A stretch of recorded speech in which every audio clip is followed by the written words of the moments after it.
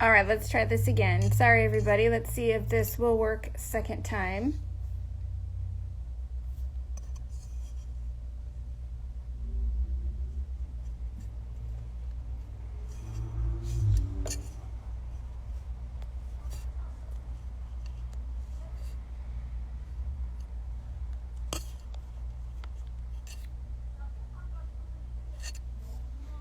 So today we will be here with the best friend trio, Taylor, Noelle, and Brady, and we will be talking about 20 years of shopping vintage and thrifting in 20 minutes. So all kinds of hacks and ideas on how to do that if we can get everybody to join in. So in the meantime, add your questions below and we will do our best to answer all.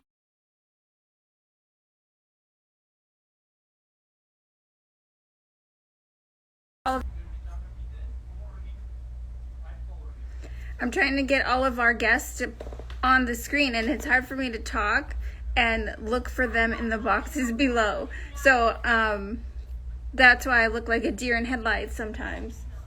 So in the meantime, when you guys are joining, feel free to ask questions, and I will answer those while we wait for everybody to jump on the call. Hi, Magna. I know you have questions. You must have questions for me. We'll keep the conversation going while we sort out all of these technical difficulties.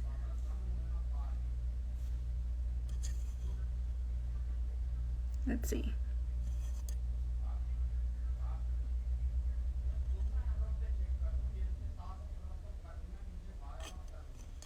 Turn.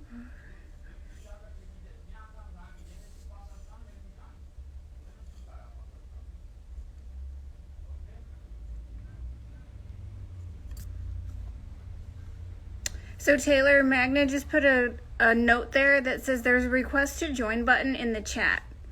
Because I think the screen that I see is different than maybe the one you see, so it's hard for me to describe how to do it. But she says there's a request to join button in the chat.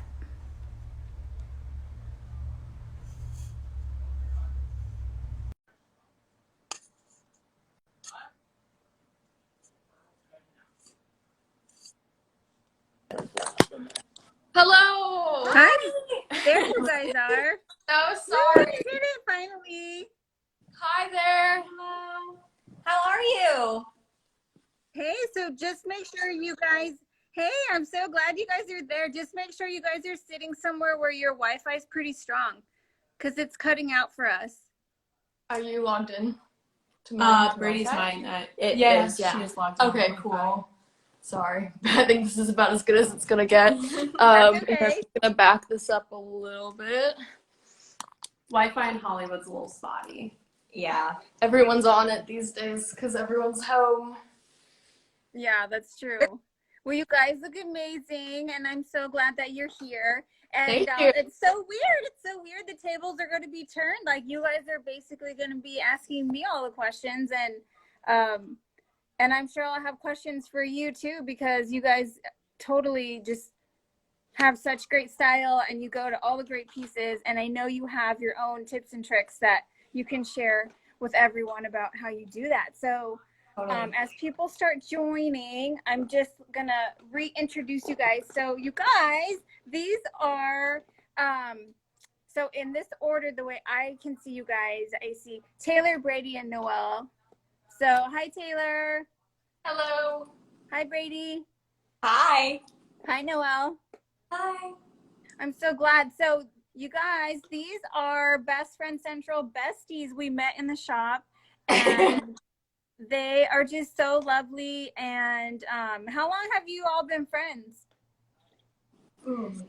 We've been best friends now for like 5 or 6 years. And then we've known each other for probably close to 4 years, 4 years. right? Yeah, I'd say 4 years. Yeah, and then we've known each other about as long, but we've all three become like best friends this year. I mean, they were already best during friends, the pandemic. Yeah. The pandemic It really. And why was that? Because you guys were sheltering at home together, or what was the change? Well, Because we're kind of the only people that we know that are being safe and taking this seriously, which is kind of unfortunate. But Yeah, it kind of worked out that way that we formed this small little pod of people and we all take it very seriously and constantly check in with each other about where we've been and who we've seen and how careful we're being. So there's a lot of trust and that's Yeah. for any friendship especially. Yeah, exactly.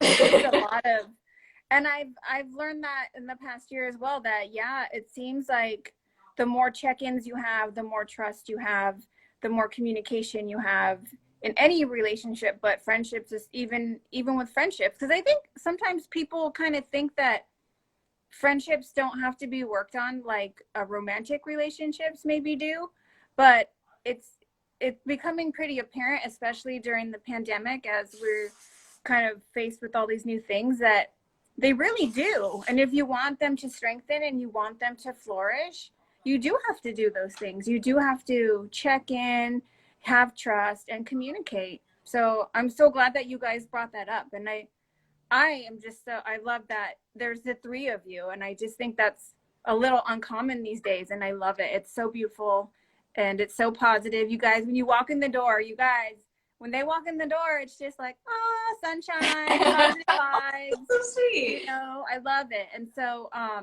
so without further ado, I know a lot of people watching are so curious about how to do this whole vintage, sustainable thrifting thing, right? So I did a little bit of intro in that I have been doing that for probably over 20 years. I've been doing it since I was very young. And I've bought vintage for the show Mad Men. I've bought vintage for, you know, Celebrity Red Carpet. Like, so anywhere from buying for myself to buying for other people. And during a time when it was not cool. And then in a time where it's very, very sought after. So with that little intro in mind, go whatever questions you guys have and whatever you want to talk about. I would say just let's do this. Yeah, so my first question would be, what gave you the initial excitement about opening a store, and kind of what was I know that can be like a really big decision to make. So what was the impetus of that, and how long has it been going on now? That's a good question. So Best Friend Central is actually not my first boutique. So I had a boutique in Burbank in the same street, Magnolia Park, in 2005. And I sold it in 2012. So I had it for about 7 years and then sold it. And it did well for that owner as well. And so this is my second one. And yes, I opened during COVID. I signed the lease during lockdown and literally could not buy any fixtures other than on Amazon. I had no idea where I was going to get inventory. It really was just I think we all sort of have had to slow down and reconnect with what we're doing and what we want. And I missed having my shop. I missed meeting people like you, meeting people in the community. And so I just felt from my heart and mind and gut, everything aligned, that I should do it again and make it more than retail. And so, but the way why I did it and what kind of launched it was, I'm always like, someone has described like the way I dress and my style as a handshake, like a visual handshake. Like it's what gets people talking to me and starting conversations. And it's just like, they just want to talk about it. And where did you get that? And how do you do that? And, it just starts these conversations. And every time I would go to buy something, if I didn't buy it, that feeling like when you don't buy something and then it haunts you and like you go back to check on it to see if it's still there. Right? We've all done it. Well, every single time, it wouldn't matter what it was, it would be gone. Like 100% would be gone. And the shop owners would be like, I can't believe that sold. We've had that for like 10 years. And after you left, like someone else wanted it. So that to me was this little thing of like, okay, well, I guess I'm onto something. And it was something that I'm just able to connect with people and show them a different way to dress, like just way outside the box, but that still aligns with who they are. So I don't know, you know what, you guys, like, it's so crazy because I fought it for a long time, thinking, oh, that's not a valuable way for me to spend my time. It's very superficial, or clothes are superficial, or, you know, those kinds of thoughts. But when I'm here and I'm meeting people like you, and I'm seeing the light go off with people just being really happy in their own skin and learning how to express that, it's kind of like why I'm here. I don't know why. I don't know, but That's so it beautiful. I want to cry right now. No. It's So I saw beautiful. you guys nodding your head though. Do you guys get that feeling of like people want to know like what your style is all about, and they're asking you about how you do it, and you know, because you guys dress very creatively too, and you all have your own sense and your own style. But I saw you guys kind of like, yeah, that kind of, does that happen to you too? Absolutely. I mean, I think that's kind of the cool thing about our friendship is that we're all very similar, but we bring unique things to the table, and our clothing and styling is very much an extension of that. Like we were at your store and I picked up was it a jumpsuit or was it pants? It was a skirt. It was a skirt. Yeah. And I picked it up and I was like, this is cute. I might try this on. And then I was like, no, this is Noelle. Noelle, this is try this on. I ended up buying it. Yeah. Yeah, I think the cool thing is we all use style and clothing and all of that as an outward like expression and extension of who we are, and that makes our style really unique. Like we all have different pieces or different ways of mixing things up that really just kind of says like, this is who I am today. And I think that that's nice. We don't follow necessarily trends or like style icons. We kind of just pick who we are. I feel like too it's a form of activism and making that conscious decision to try to buy sustainably, try not to choose a piece that's already been worn by someone else versus something that's being mass produced in a store. So I mean that's kind of a statement in itself, but then also I think the way you wear can also the way you wear clothing and what you wear can also be a statement about who you are and what ideas you want to present to the world. Like you said, it's your handshake. Like before anyone even knows anything else about you, that's what they see is what you're wearing. Like even if they're on the other side of the store, they can't even see your face, but they see your clothes. And like it's such an easy way to express yourself. And it also not only your outward expression, but it kind of tells you about yourself. You know what you're wearing. It's easy. It's really nice to see that reflected when you look at what you're wearing and you look in the mirror and you're like, oh, that's me. Like, that's who I am today. It's really nice. So. Yeah, exactly. I agree 100%. Like, you just said that so well. And so, what other questions can I answer? So, what do you look for in pieces when you're shopping? That's a good question. I think I get that a lot too, is because when you walk in, right, there's just so much to choose from. I mean, where do you even start? So, and probably what I look for might be different from how I would advise an individual to look for things, but there is some crossover. So what I look for is going to be pieces that are made well, that are quality fabrics, quality construction, pieces that have a balance of being fun and like fun to wear, fun to look at, but then also are going to be really versatile and go a long way in your closet and be able to wear them a lot of different ways and throughout the year. Luckily in California, we have the opportunity to kind of wear a lot of our clothes most of the year. But even in places that are super hot and super cold, you can still wear pieces transitionally throughout the year if you know how to do that. So what I look for are pieces that are fun, pieces that are classic and timeless, and then what I look for quality. And a little trick that I do is when I start at the beginning of a row and you can see on either side of you all the hangers, right? Like all the shoulders of things that are hanging. I'll just walk and see what jumps out at me. You know, kind of see just by that little bit of fabric that you can see, like what pops out to my eye. And but I guess because I've been doing it so long, I can tell the quality as I walk along. But if you pull something out that's of interest to you and you start looking at it, you can get a feel of what the quality is, you know, like what the zipper looks like, what the if it has lining or not. But I would suggest to people that don't, you know, shop for a living, definitely take a list with you. You know, that cuts down on being overwhelmed when you get there, because you get there and you're like, oh my, where do I start? There's so much stuff. I don't even know what to even look for. But if you have your list, then you know what you're looking for. You know, like I want you know, I feel like I really need a pair of black boyfriend jeans that I can roll up at the bottom and they're gonna look great with XYZ. Or I feel like, so like when I get dressed in the morning, or like I kind of take a note of what do I constantly say like I don't have, like, oh, like I could wear these pants if I had this.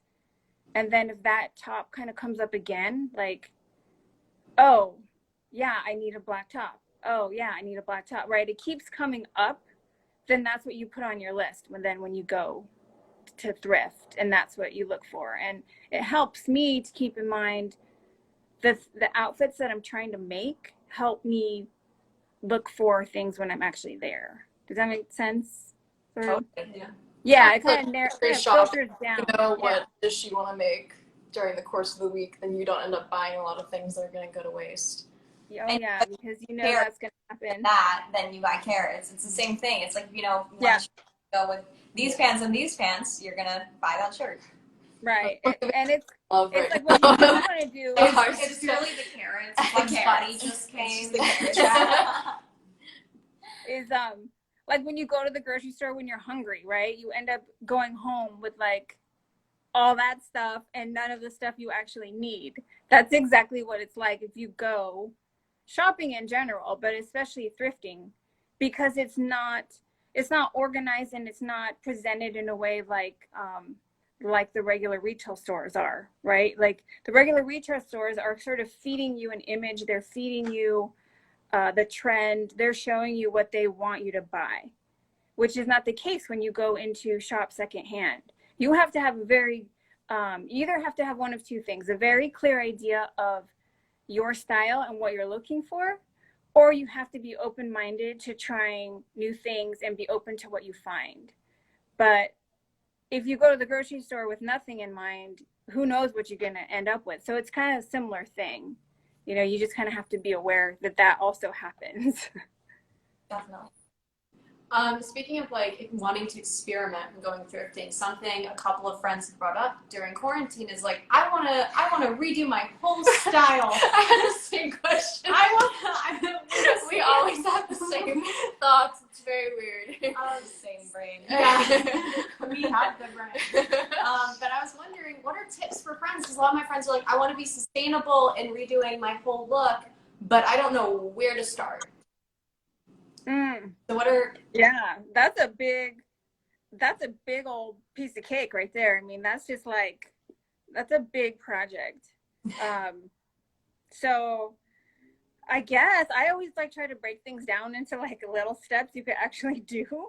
So I would say separate the things that, if you can, that you absolutely, we all have those things of like, we absolutely love them and we absolutely wear them and they absolutely make me feel amazing when you wear them. So I would say start with those and then start to develop the style that you want to move into. I find that visuals like really help when I'm trying to move into a different style or experiment with a different style, because if we can see what we want to look like, then I think that helps us put the pieces together. And we all do it. I mean, I do it. Stylists like in Hollywood, they do it too. Like they all make visual boards, whether it's pulling from history, pulling from past icons, pulling from magazines, movies, whatever inspires you. I would say put it.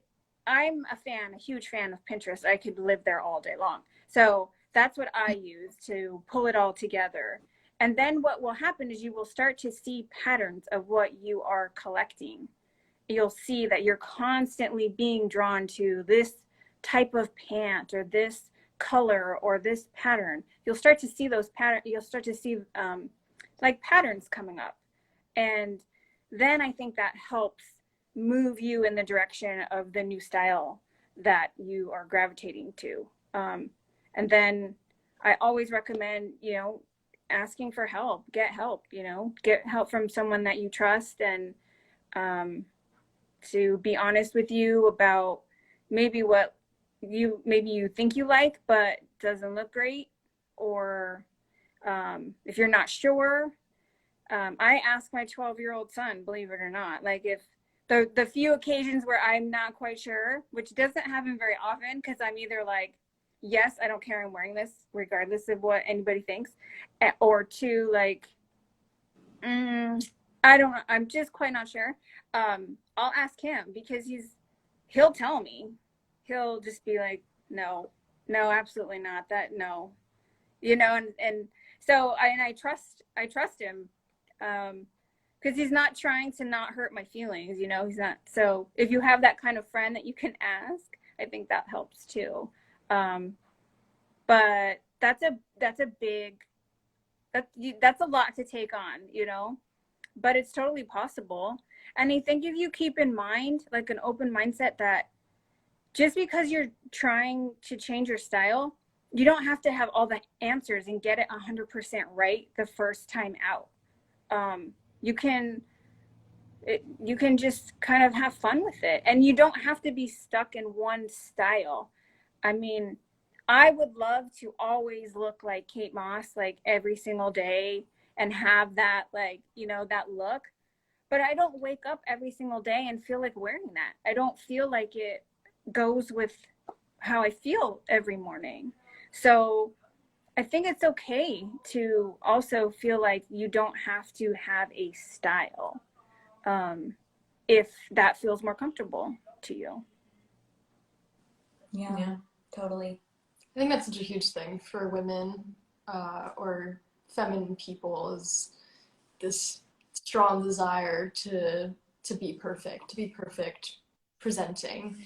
And I really agree with you that women really need to embrace that it's more of a journey, and that they don't have to always be this, like, completely glossy presentation of themselves. That's not truly who they are. So And also, I feel like you don't have to fit neatly into someone's box. I feel like a lot of times, well, if I'm gonna wear, that's it, I've got to. For retro, I'm like, you have to fit in someone's box. Many things. Exactly.